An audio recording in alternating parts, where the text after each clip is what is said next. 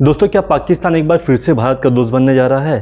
क्या भारत और पाकिस्तान के बीच में समझौता होने वाला है? पाकिस्तान के पॉलिटिकल कमेंटेटर कमर चीमा भारत की तारीफ करने में थक ही नहीं रहे हैं और रक्षा मंत्री ख्वाजा आसिफ को इतना भरोसा है कि भारत के लोकसभा चुनाव के बाद इन दोनों देशों में दोस्ती तो जरूर ही होगी।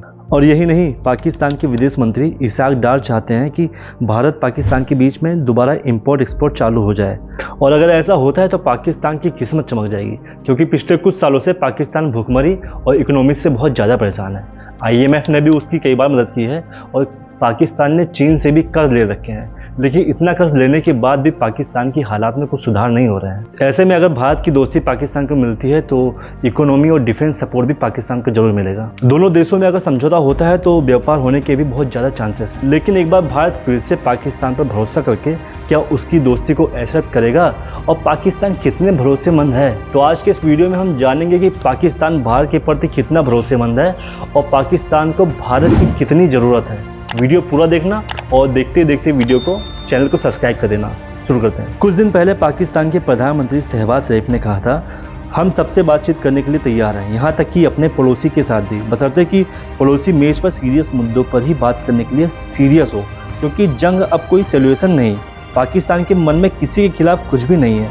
ये बातें कुछ ही महीनों पहले की है। भारत से बातचीत करके जो भी मनमुटाव है वो सब खत्म हो जाए। रक्षा मंत्री ख्वाजा आसिफ अपना भरोसा जताते हुए कहते हैं कि भारत और POK में लोकसभा के इलेक्शन के बाद, मतलब अभी भारत में लोकसभा का इलेक्शन चल रहा है ना, तो लोकसभा इलेक्शन के बाद POK और भारत में सुधार होंगे, क्योंकि आजकल समुद्र में दोनों देश एक दूसरे की मदद कर रहे हैं।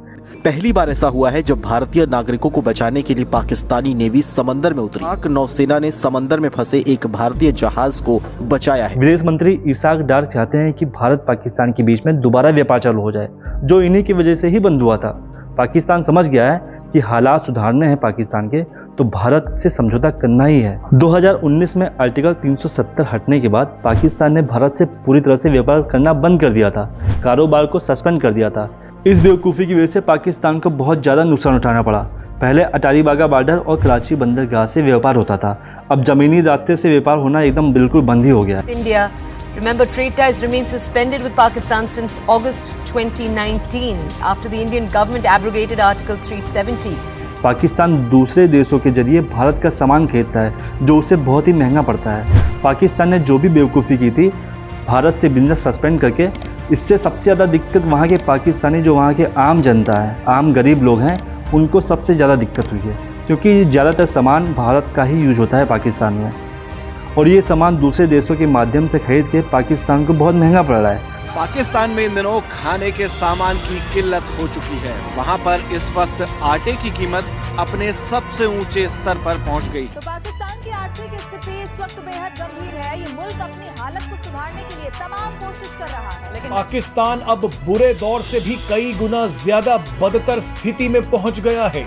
तो पाकिस्तान कितना भी किन्हीं देशों से कर्ज लेता रहे, अगर उसे अपने देश में महंगाई कम करनी है तो उसे भारत के सामने झुकना ही था। और दूसरी बात, भारत की ज़रूरत पाकिस्तान को सबसे ज़्यादा है, क्योंकि सबसे ज़्यादा इंपोर्ट एक्सपोर्ट यहीं से होता है। 90% से ज़्यादा लोग यहाँ का प्रोडक्ट यूज करते हैं पाकिस्तान में, तो भारत का प्रोडक्ट डायरेक्ट खरीदने में ही पाकिस्तान का बहुत फ़ायदा है। 96% से ज़्यादा सामान भारत पाकिस्तान को भेजता है, और वहीं पाकिस्तान सिर्फ 4% से कम ही भारत को सामान भेजता है। लेकिन मेरे हिसाब से भारत पाकिस्तान के रिश्ते कभी नहीं सुलझ सकते। पाकिस्तान इस लायक है ही नहीं। S जयशंकर की दिल्ली में कुछ मीटिंग थी, तब उन्होंने कहा था कि आतंकवाद को हम मंजूरी नहीं दे सकते। जब तक पाकिस्तान आतंकवाद की फैक्ट्री को बंद नहीं करेगा, हम उसके साथ कोई भी बातचीत नहीं करेंगे। और ठीक ही है, सही कहा जयशंकर ने, क्योंकि भरोसे का कर्ज हमेशा उसने धोखे से ही दिया है। आज इतिहास की कुछ ऐसी बातें बताऊंगा पाकिस्तान के बारे में आपको कि आप जान जाएंगे कि पाकिस्तान ने भारत के पीठ पर कैसे वार किया है। ये वीडियो देखने के बाद आप पूरी तरह से जान जाएंगे कि पाकिस्तान पे कितना भरोसा किया जा सकता है। 1947 में भारतीय स्वतंत्रता के बाद जम्मू कश्मीर रियासत के अंतिम शासक महाराजा थे हरि सिंह।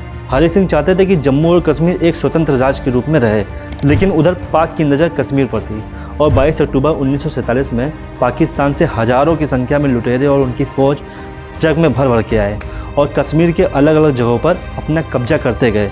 वहाँ के राजा हरि सिंह ने भारत से मदद की, मतलब मदद मांगी, लेकिन तब तक बहुत देर हो गया था। कश्मीर के बड़े हिस्से को कब्जा कर लिया था।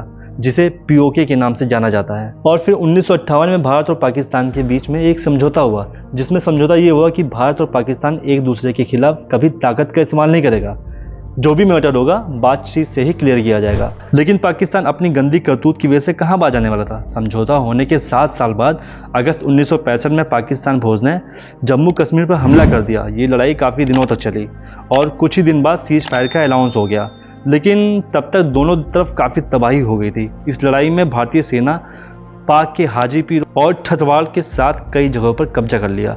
दोनों देशों में तनाव बहुत ही ज़्यादा हो गया था। तभी 1966 के शुरुआत में ही भारत के प्रधानमंत्री लाल बहादुर शास्त्री थे उस समय, तो लाल बहादुर शास्त्री और पाकिस्तान के राष्ट्रपति मोहम्मद अय्यूब खान, इन दोनों के बीच में समझौता हुआ रूस में। इसके बाद भारत ने जो भी कब्जा किया था वो सब पाकिस्तान को वापस कर दिया। जो भी इलाके कब्जाए थे भारत ने वो सब वापस कर दिया। और फिर 11 जनवरी 1966 को अचानक से उनकी मौत हो जाती है, लाल बहादुर शास्त्री की, जिसका रहस्य आज तक पता ही नहीं चला। फिर आता है 70 का दशक। 1970 में पूर्वी पाकिस्तान के लोग की विचारधारा बदलने लगती है और खुद को पाकिस्तान से अलग करने की मांग करने लगते हैं। और फिर पाकिस्तान पूर्वी पाकिस्तान में अपनी सेना भेज देता है। फिर बहुत तबाही मचाते हैं, चारों तरफ खून ही खून, जी भर के लोगों को मारते हैं और हमेशा की तरह पाकिस्तान को फिर खुजली होने लगती है। 3 दिसंबर 1971 को पाकिस्तान भारत पर एयर स्ट्राइक कर देता है। उस टाइम भारत की प्रधानमंत्री थी जिसे आयरन लेडी कहा जाता है, इंदिरा गांधी। जवाब तो देना ही था।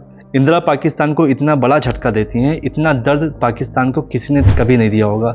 सिर्फ 13 दिन के युद्ध में ही पाकिस्तान के 2 टुकड़े हो गए और फिर पूर्वी पाकिस्तान बनता है बांग्लादेश। और कुछ दिनों बाद, कुछ महीनों बाद फिर ऐसा समय आता है कि पाकिस्तान और भारत, इन दोनों के पास परमाणु हथियार होते हैं। अब परमाणु हथियार एक्सपेरिमेंट से दोनों देशों के बीच में रिश्तों में बहुत दिक्कतें होने लगती हैं। वो समय था 1998 का, जब अटल बिहारी प्रधानमंत्री थे। उस समय दोनों देशों के रिश्ते बनाए रखने के लिए अटल बिहारी ने दिमाग लगाकर एक रास्ता निकाला और सितंबर 1998 में दिल्ली से लाहौर के लिए एक बस चलवाने की योजना पर काम चालू करवा दिया। 20 फरवरी 1999 में बस चलाई गई अमृतसर से लाहौर। अटल बिहारी ने पहली यात्रा की और लाहौर पहुँचे। उनका स्वागत वहाँ के प्रधानमंत्री नवाज शरीफ ने किया। एक बार फिर दोस्त बने पड़ोसी दुश्मन। लेकिन हर बार की तरह पाकिस्तान फिर उलझा और 2 ही महीने बाद मई 1999 में जम्मू कश्मीर के कारगिल जिले में शुरू हुआ कारगिल युद्ध। सोचने वाली बात है, जिस समय भारत लाहौर में बस चलाने वाला था और वहीं दूसरी तरफ पाकिस्तान कारगिल में युद्ध करने की तैयारी कर रहा था। हम शांति चाहते हैं, ये तो दुनिया ने देखा। अब दुनिया ये देखेगी कि हम शांति की रक्षा के लिए और अपनी शक्ति का भी प्रदर्शन कर सकते हैं। और 26 जुलाई को कारगिल में तिरंगा लहरा दिया भारत ने। और कारगिल के युद्ध के बाद 2001 में अटल बिहारी ने पाक के राष्ट्रपति परवेज मुशर्रफ थे, तो परवेज मुशर्रफ को भारत आने के लिए इनवाइट किया। और फिर कुछ ही महीनों बाद दिसंबर 2001 में ही संसद भवन पर आतंकी हमला होता है। आतंकवादियों के पास AK-47 राइफलों के अलावा हथगोले भी थे। ऐसे ही मनमोहन की सरकार बनती है। उनकी सरकार में भी हालात सुधारने की कोशिश की जाती है, लेकिन हमेशा की तरह आतंकी हमले। 26 नवंबर 2008 में मुंबई आतंकी हमले में 150 लोग से ज़्यादा ही मारे गए थे, लगभग 160 लोग मारे गए थे। लश्कर-ए-तैयबा के 10 आतंकवादियों ने मुंबई के ताज होटल और कई जगहों पर हमला किया था, जिसमें 166 लोग मारे गए। 2014 में नरेंद्र मोदी प्रधानमंत्री बने और दिसंबर 2015 में वो पाकिस्तान गए और कुछ ही महीनों बाद जनवरी 2016 में पठानकोट पर हमला होता है। यही नहीं, 14 फरवरी 2019 को पाकिस्तान आतंकी ने CRPF के काफिले को निशाना बनाया, जिसमें हमारे 40 जवान शहीद हुए। ये पुलवामा हमले के बाद दोनों देशों के बीच दुश्मनी कुछ ज़्यादा ही हो गई। पाकिस्तान कई बार साबित कर दिया कि जिसके खून के एक एक कतरे में धोखा है वो दोस्ती क्या ही निभाएगा। इतना धोखा खाने के बाद अगर फिर से भारत और पाकिस्तान में समझौता होता है तो मेरे हिसाब से तो शायद बिल्कुल नहीं सही है, क्योंकि पाकिस्तान आतंकियों का मुल्क है। वो समझौता करने लायक है ही नहीं, हमेशा वो धोखा ही देता है। आपकी इसमें क्या राय है, कमेंट करके जरूर बताना और अच्छी जानकारी लगी हो तो चैनल को सब्सक्राइब करना। फिर मिलते हैं अगले वीडियो में।